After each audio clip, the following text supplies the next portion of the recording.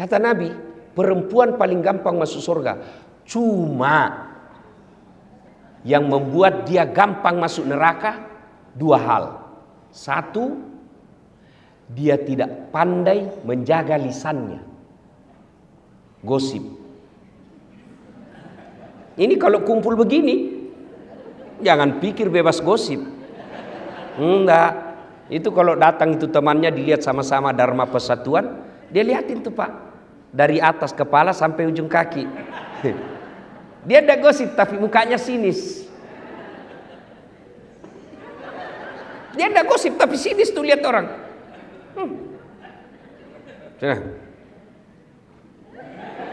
Kenapa? Kayak umbul-umbul. Ya toh Ibu? Maka perempuan kalau dia mampu menahan lisannya, sudah nonton jangan lupa like and share. Insya Allah gampang masuk surga. Tapi sayang seribu sayang, setan tahu rahasia ini. Maka dibuatnya gampang dia terprovokasi. Kau tahu anu? Katanya, oh iya. Padahal dia tidak tahu itu. Cepat sekali. Oh iya betul. Padahal dia tidak tahu.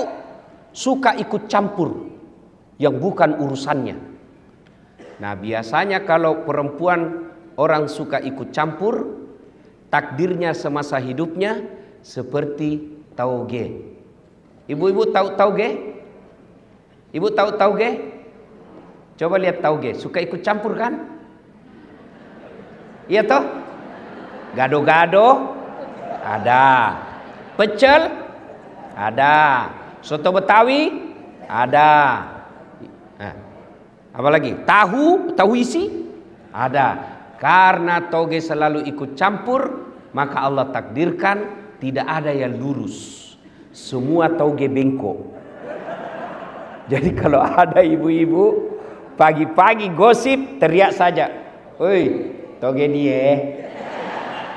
Ayuhibbu ahadukum, kata Allah, sukakah kamu memakan bangkai sesamamu manusia? Inilah penyebab utama putusnya persaudaraan. Gosip. Cerita kejelekan orang. Meskipun saya jelek, saya tetap marah ketika kau cerita saya jelek. Itulah sebabnya Allah melarang. Zaman dulu, zaman Pak Menteri sekolah, zaman Pak Menteri masih pegawai biasa di kantor ini, gosip masih lebih sulit daripada zaman sekarang. Kalau dulu mau gosip harus tatap muka di satu tempat. Sekarang satu di Jenek Berang Makassar, satu di Jawa Timur, satu di Riau, kumpul di grup Dharma Wanita Persatuan PUPR. Siapa yang dikosip? Temannya yang ada di Jambi. Nah, itu tidak perlu ketemu. Setan mempermudah. Dan kita gampang sekali mencet jari ketika berbicara keburukan orang. Itulah sebabnya Nabi sampaikan, beruntung orang yang terlalu sibuk mencari aib dirinya sehingga tidak punya waktu untuk mencari keburukan orang lain. Itulah pepatah dulu waktu kita sekolah mengatakan, semut seberang lautan tampak olehnya, sementara gajah di pelupuk matanya tak nampak. Ini yang banyak sekarang di media sosial. Apalagi jelang Pilpres kemarin. Oh Masya Allah.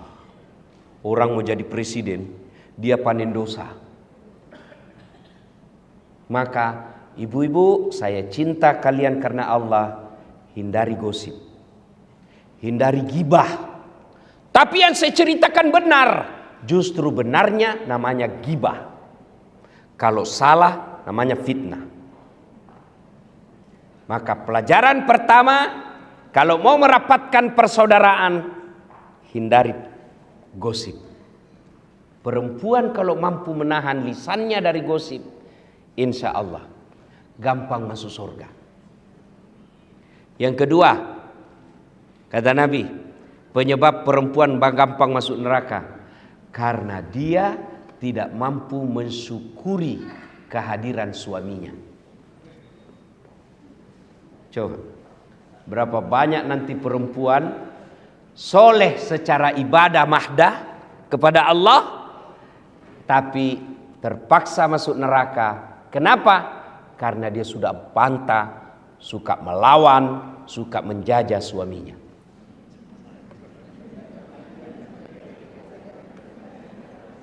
Ibu, ya, halo ibu, mau gampang masuk surga? Mau ibu? Mau? Kata Nabi, minta ridha suami.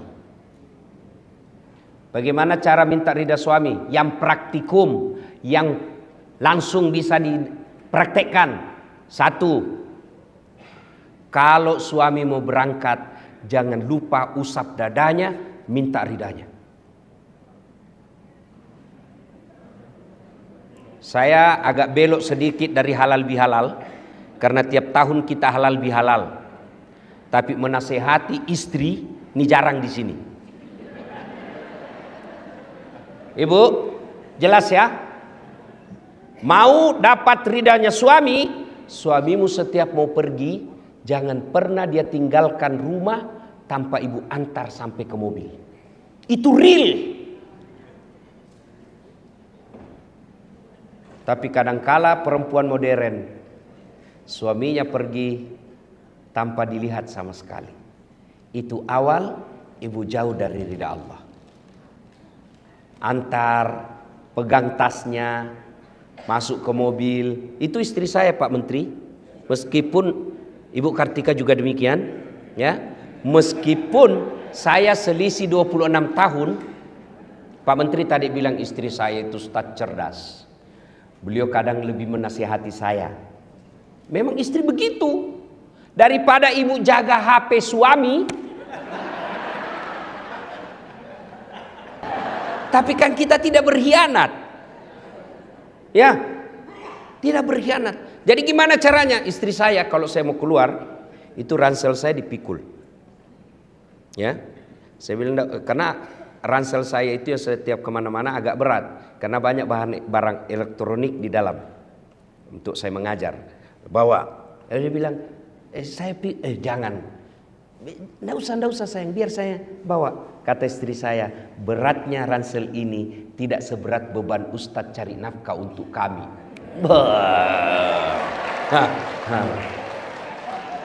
Bagaimana Pak Irjen pernah rasakan seperti itu Pak?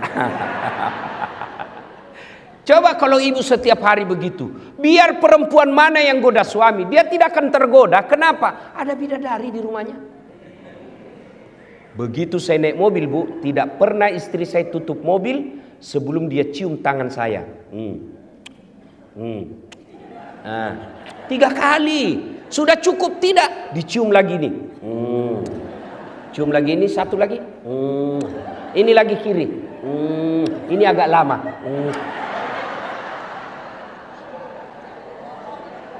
Ayo bapak-bapak pernah merasakan?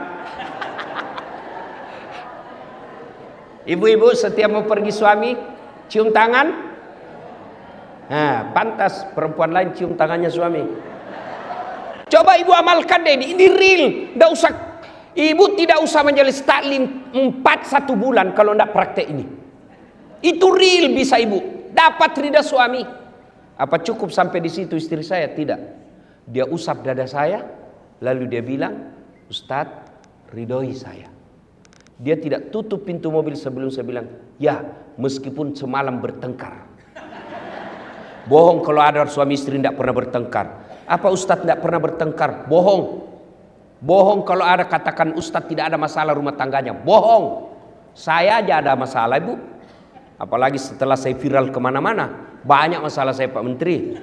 Apa masalah saya? Banyak janda curhat. Modus pura-pura minta doa-doa penenang jiwa. Lama-lama dia bilang, Ustadz maukah Ustadz menjadi imam dalam ini? Saya bilang mohon maaf ibu, saya bukan imam, saya penceramah. Jelas ya ibu, real. Yang kedua, ibu sebagai istri pejabat ataupun bukan pejabat, ketika suami pergi, bantu suami cari nafkah. Bagaimana bantu sama cari nafkah? Ibu tidak usah dagang kiri kanan keluar rumah, nanti difitnah orang. Real bukan pekerjaan yang mendatangkan rezeki. Kalau pekerjaan yang mendatangkan rezeki, semua orang yang sama pekerjaan tupoksinya mestinya sama uangnya. Tapi menurut keyakinan kita orang Islam, yang mendatangkan rezeki al-waqi'ah, kemudian duha, kemudian sedekah dan silaturahmi. Jadi ibu kalau mau bantu suami cari nafkah, sholat duha. Suami pergi, anak sudah pergi sekolah, jam 8, ibu ambil wudhu, sholat duha 2 rakaat. Ada waktu, tambah 4. Masih cukup, 6. Masih luang, 8 rakaat. Bagaimana caranya? Sama sholat sunnah yang biasa, cuma bedanya niat. Tahajud niatnya tahajud, waktunya malam hari. Sholat duha niatnya duha, waktunya pagi hari. Jangan juga ibu sholat duha malam hari. Saya sudah sholat duha Ustaz, tadi malam. Aduh, malam hari dia sholat duha. Sholat duha pagi hari. Sudah sholat duha, ibu minta doa. Ya Allah, Engkau yang ngatur rezeki suami saya di PUPR. Kalau rezekinya masih di atas langit, turunkan. Itu orang doa minta rezeki, Allah dipaksa loh bu. Kalau di atas langit, turunkan. Kalau dalam tanah, munculkan. Kalau masih sedikit, cukupkan. Kalau masih jauh, dekatkan. Itu doa minta rezeki. Dan yang paling penting, berkahkan. Sudah itu, ibu ambil HP. Telepon, bang, gimana kabar? Alhamdulillah baru tiba di kantor. Ya bang, jangan menghalalkan segala cara. Baru saja saya doakan dalam sholat duhaku. Insya Allah, Allah akan bukakan rezekimu. Salam sayang selalu dari istrimu di rumah. Itu langsung dikasih lihat itu semua temannya di kantor. Ini istri saya. Ibu pernah WhatsApp begitu? Real, cari ridha Allah, bantu suami cari nafkah, sholat duha. Kalau ini ibu lakukan, insya Allah suami tidak akan macam-macam. Cuma yang kadang-kala masuk WhatsApp, bang, jangan lupa singgah beli gas. Bang, jangan lupa singgah beli ikan. Salah? Tidak. Tapi sertakan juga mengingatkan suami untuk ibadah. Itu istri yang soleha. Masuk waktu sholat. Bang, sudah duhur ini bang. Sudah sholat enggak? Belum. Sudahlah, tinggalkan dulu pekerjaan. Itu pekerjaan bisa dikerja. Sholat tidak bisa kau tunda. Ayo sholat. Itulah istri yang dapat ridha dari suaminya. Kemudian pulang suami, semestinya istri yang soleha kata Nabi, pulang suaminya menyenangkan hati ketika dipandang wajahnya. Nah, tanyalah bapak-bapak, senang tidak mandang ibu ketika di rumah? Bagaimana istri yang soleha menyenangkan hati dipandang suaminya? Jadi kalau ibu tahu suami pulang pukul 5 petang, sudah kira-kira 15 menit sebelum pukul 5 ibu dandan. Warna apa dia senang suami? Dia senang warna coklat. Pakai warna coklat. Tapi saya tidak senang. Ibu mengalah karena menyenangkan suami, itu ridha Allah. Kalau perlu pakai baju renang.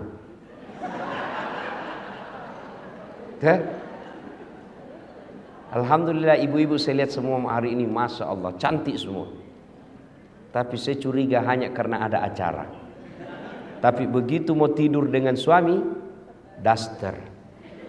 Ada pula itu bedak yang putih di sini penuh, baru dikasih timun. Ada handuk di kepala. Bagaimana suami tidak depresi? Aduh, setengah mati saya cari duit begini jodoh saya. Maka istri yang baik menyenangkan hati ketika dipandang wajahnya. Yang kedua kata Nabi, ketika suamimu ada di rumah, maka buat dia tenang dan betah di rumah. Mohon maaf ibu ya, saya sengaja tema ini bahas karena ini acaranya Dharma Wanita Persatuan. Supaya ada bekas kita bawa pulang untuk ini bu. Dunia sementara. Pak Basuki menteri sekarang, tinggal beberapa saat akan ditinggal. Tapi menjadi suami, menjadi istri, itu bisa sampai akhirat. Dan ibu tahu makna dari doa fid dunya hasanah. Kebahagiaan di dunia, keselamatan di dunia menurut para ahli tafsir menafsirkan ayat ini yang disebut kebahagiaan di dunia punya istri yang soleha. Bapak bisa bayangkan bagaimana kalau istri kita intimidasi. Mana bisa kita tenang? Baru kita sampai 10 menit di telepon. Di mana kau? Di mana kau? Di kantor. Bohong. Coba lihat video call. Mana bisa kita tenang, Pak? Saya yakin Ibu Menteri, Pak Menteri, Pak Basuki bisa hebat seperti sekarang karena punya istri Ibu Kartika. Mana bisa kita jago kalau diteror sama istri? Coba, saya mau ceramah di sini, 10 menit sebelum saya tampil, istri saya mamanya cek WhatsApp. Pulang kau cepat, pulang kau cepat. Mana bisa lagi saya tenang? Kenapa kau suruh pulang? Anakmu kesetrum. Itulah tugas istri. Maka kalau mau punya penghasilan suamimu baik, buat hatinya tenang.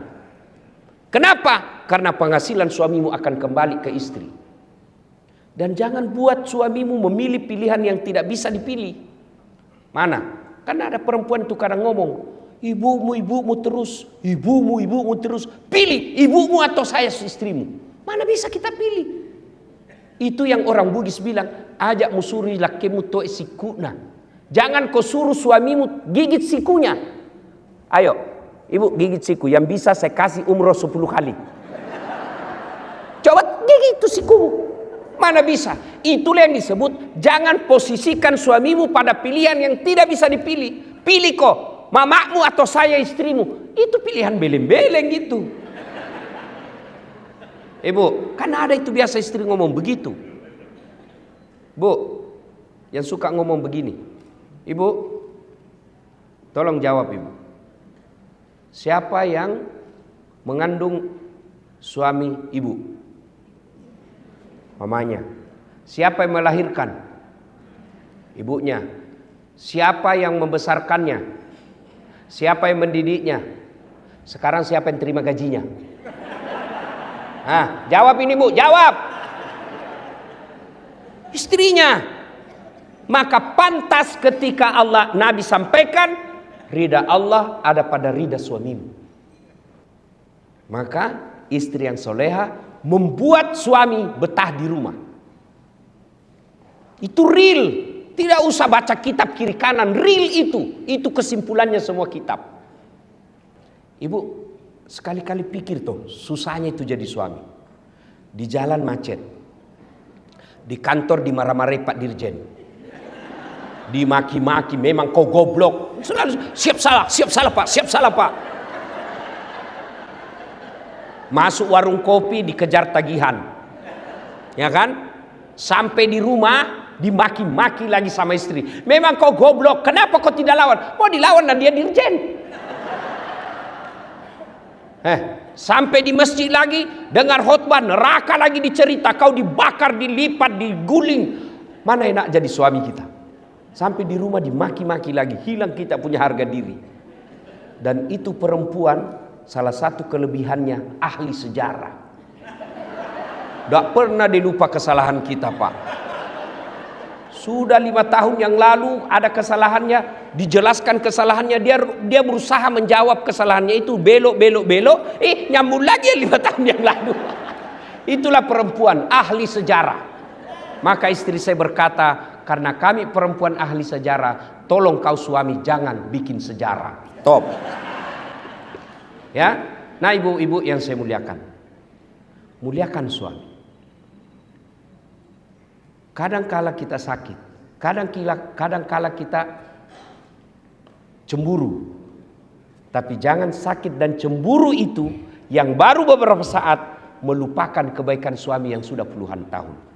Kalau ini yang kita lakukan disebut innallaha yuhibbul muhsinin.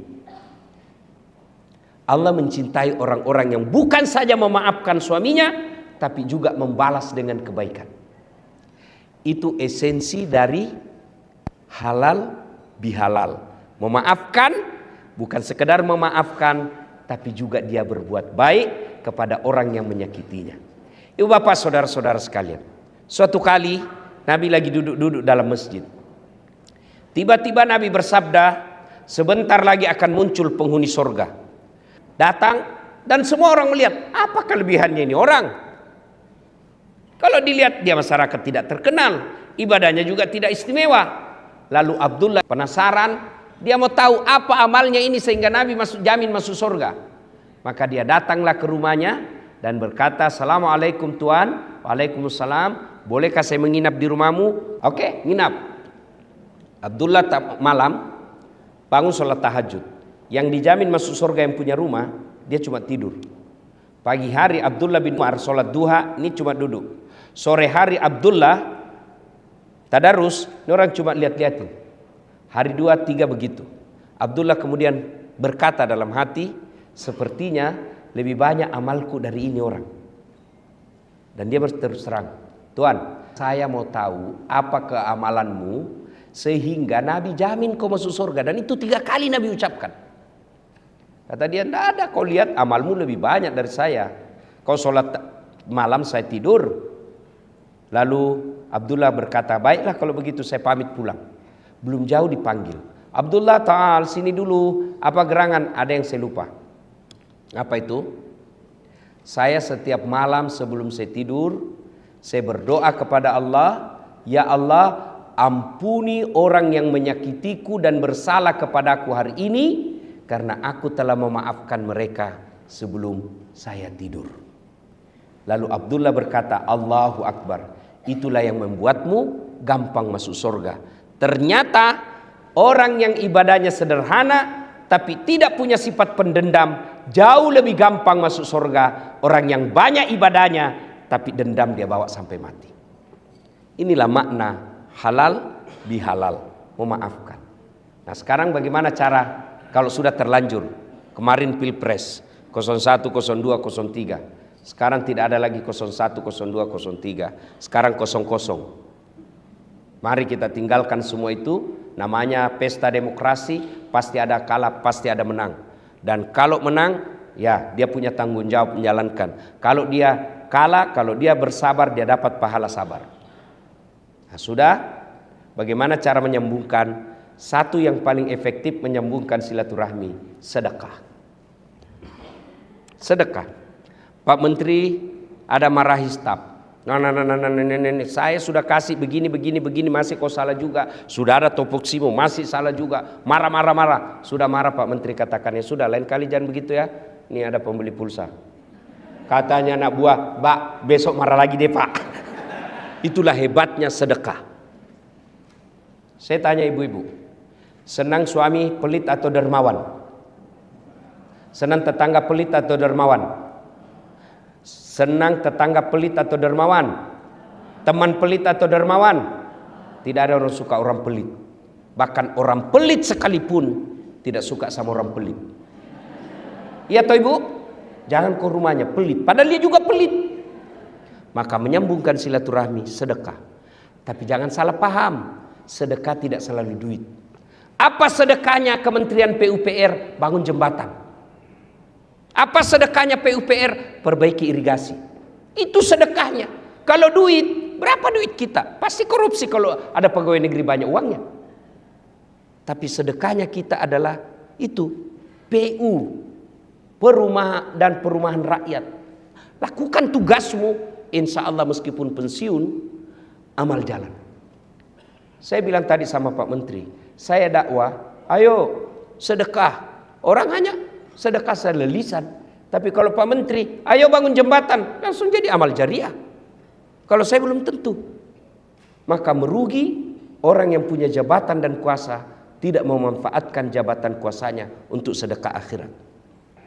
Kata Nabi, siapa yang mau dipanjangkan umurnya, dimurahkan rezekinya, dan tertolak dari bencana, maka hendaklah dia bersilaturahmi.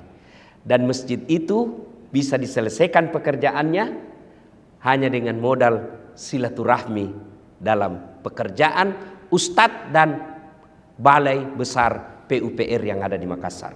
Itulah sedekahnya Bapak. Itu sedekah. Ya. Bukan sedekah selalu duit, karena duit kita tidak seberapa. Maka sedekahlah dengan pekerjaan. Jembatan diperbaiki, jangan sudah diresmikan, belum diresmikan sudah rusak.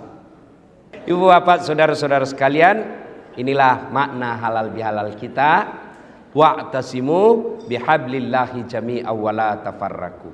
Berpegang teguhlah kepada tali persaudaraan agama Allah dan janganlah engkau bercerai-berai. Dan di tempat ini saya bahagia sekali sebab meskipun ibu-ibu istri para menteri sudah lewat masa jabatannya, tetap dilibatkan di acara ini. Inilah yang disebut kebersamaan. Mudah-mudahan kebersamaan seperti ini terus kita rawat sampai kita nanti bertemu di akhirat bersama Rasulullah, minum di telaga Al-Kautsar. Demikian, lebih dan kurangnya mohon dimaafkan. Usikum wa nafsi bitaqwallah. Assalamualaikum warahmatullahi wabarakatuh. Maha benar Allah ketika menyampaikan, siapa yang memuliakan orang tuanya, maka Allah angkat derajatnya. Sejak saya awal bangun masjid ini, saya berikhtiar. Mudah-mudahan suatu waktu guru saya yang saya banyak mencontoh materi-materi dakwahnya, Ustadz Abdul Somad, bisa hadir di tempat ini. Saya tahu susah sekali mengatur jadwalnya. Dengan izin Allah, Allah takdirkan saya sakit. Bisa operasi mata, dokter bilang istirahat 14 hari. Dalam istirahat itu tiba-tiba saya mendapat berita guru kita akan datang safari di Sulawesi Selatan. Pak Rosi sampaikan, Ustadz, bisakah disisipkan sedikit waktu beliau hadir di masjid saya? Ustadz Fahru Rosi sampaikan, justru Ustadz Abdul Samad sudah menelpon akan membesuk Ustadz yang lagi sakit. Saya bilang subhanallah, tidak perlu lagi saya beli tiket. Allah kirim guru saya datang ke tempat ini bukan karena saya hebat, tapi karena saya memuliakan ibu saya. Adik-adik sekalian yang mau cari muka sama manusia, adik-adikku para polisi, tidak usah kau cari muka sama Kapolres, capek. Lebih baik muliakan ibu bapakmu, biar Allah yang muliakan hidupmu. Mudah-mudahan kehadiran kita, adik-adik yang pernah menyakiti hati orang tuanya, pulang kalian dari sini, minta maaf. Ibu-ibu yang ada di luar yang pernah menyakiti ibu, bapak, dan mertuanya, pulang dari sini, minta maaf. Supaya kita masuk bulan Zulhijjah, Allah memuliakan hidup kita. Terima kasih pada Tuan Guru yang hadir di tempat ini. Teristimewanya guru saya Abdul Somad. Saya ini bukan alumni pesantren. Sejak saya lihat ceramah beliau, saya beli HP Samsung. Saya bilang sama pegawai saya, download ke semua ceramah-ceramahnya, kasih saya belajar dari situ. Karena kalau beliau yang sampaikan, pasti sudah baca kitab. Jadi saya tidak perlu lagi belajar kitab. Tidak perlu lagi saya beli buku. Cukup saya nonton ceramahnya, saya sampaikan dengan khas gaya Bugis Makassar, Dasat Latif. Kita bahagia hari ini ada khas ceramah dari Dasat Latif, orang Bugis Makassar, dan ada orang Melayu, Ustadz Abdul Somad. Cuma bedanya dengan saya, kalau beliau takut sama istrinya, kalau saya tidak takut sama istri, cuma istri saya lebih berani dari saya. Demikian, mudah-mudahan ada manfaat. Selamat datang, mudah-mudahan tuan-tuan guru kita Allah lindungi. Dengar kau juga ini baik-baik ya, dengar ini semua. Muliakan gurumu. Tahu enggak, kalau wali kota, gubernur, menteri, presiden belum mati sudah berdemo orang yang mau ganti. Coba kok mau habis masa jabatannya wali kota, ribunya orang mau ganti. Iya toh? Tapi kalau gurumu wafat, 100 tahun belum tentu ada gantinya.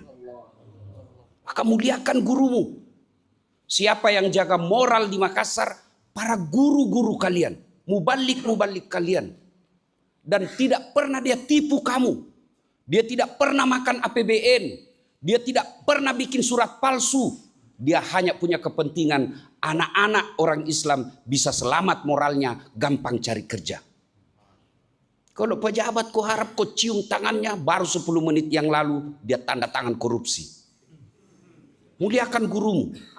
Coba, baru-baru bukti paling real Allah tampilkan kamu. Orang jauh-jauh datang mau buka tempat maksiat di sini. Saya tidak perlu demo, cukup saya bikin di IG. Stadion bola kita tunggu, THM yang datang. Kapan ini ketemunya aspirasi masyarakat dengan pemerintah? Makanya follow para guru kalian. Selebriti jutaan followernya. Ketua Majelis Ulama 1.300. Ya kok ketawa ke serius gini. Sampaikan kepada saudara-saudaramu, ikuti ulamamu. Insya Allah dia akan ajarkan kamu ke jalan kebaikan. Terima kasih. Bahagia yang luar biasa kehadiran guru-guru kita. Mudah-mudahan Allah berkahi acara ini. Usikum wa nafsi bitaqwallah, fastabiqul khairat. Assalamualaikum warahmatullahi wabarakatuh.